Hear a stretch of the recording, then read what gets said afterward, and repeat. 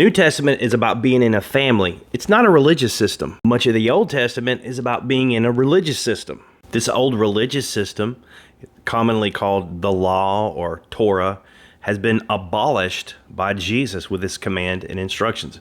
It's no longer in operation. Jesus redeemed us. In other words, he fulfilled the law.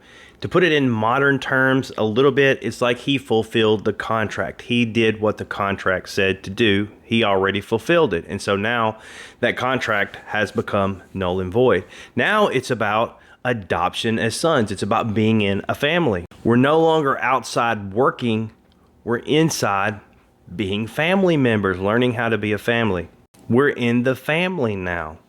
But unfortunately, until this day, most Christianity, most churches that you encounter, they're not going to have a total hold of this, a total grip on this. And there's going to be some kind of mixture between the old covenant, the law, and the new covenant of grace, being in the family, grace and faith. Okay. See, and the reason for that is law, rules and regulations, do's and don'ts are not by faith. It doesn't take trust in God's love, trust in what Jesus did, trust in the finished work. It's something you can look at and say, hey, I did it. I did it my way. I got it honest. I did this, that, and the other, rather than simply trusting. Think about it like this. Think about it like, a giant corporation like Walmart or something. What about somebody that works there as a cashier or a stockman or something, right? They have a whole guidebook they have to go through, videos they have to watch, safety and how to do their job and come in at this time and leave at this time. You're going to make this many wages per hour, and maybe if you do really good, you'll get a raise. And maybe one day, if you stay forever, you'll become a manager and you'll manage other employees. But what's it like being born into that family? Are they under those rules and regulations? Of course not. They're learning. They're not getting paid a wage. They have the whole empire at their fingertips. All of the family's finances is at their fingertips. They're learning different things than the cashier. Okay, so you're not a cashier. You're not a stockman. You're not an assistant manager or even a manager. You're a son and daughter in the family. Okay, and it's your trust in who you are in the family and who that family is that you're learning. That's how you interact. This religious thing that's in people, this quest for a recipe, for a formula that you can follow, it's everywhere, like in a lot of Christian circles that even believe in signs and wonders, miracles, healings, that sort of thing.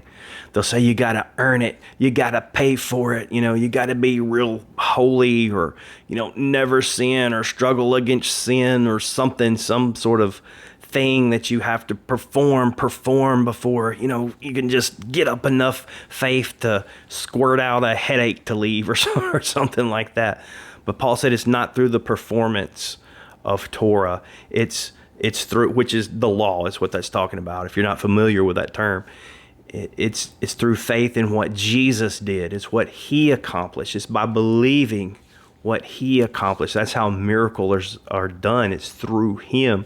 In a sense, it's by believing in his faith in the finished work of Christ, not back on the hamster wheel trying to prove what a good boy or girl you are so that, Jesus will slip you $1 or something like that. So then the next question is usually, so you're saying the 10 Commandments, that's part of the old covenant. We can just go lie, cheat, and steal all we want.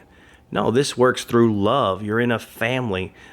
You don't lie, cheat, and steal not just because it's wrong, because somebody said don't do it.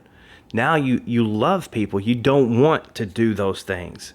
In effect, no one even has to maybe tell you not to do that because you love them. You're not going to do that. Okay? So it's not saying that something bad has now become okay or something like that. It's a whole different ball of wax. It's a whole different thing.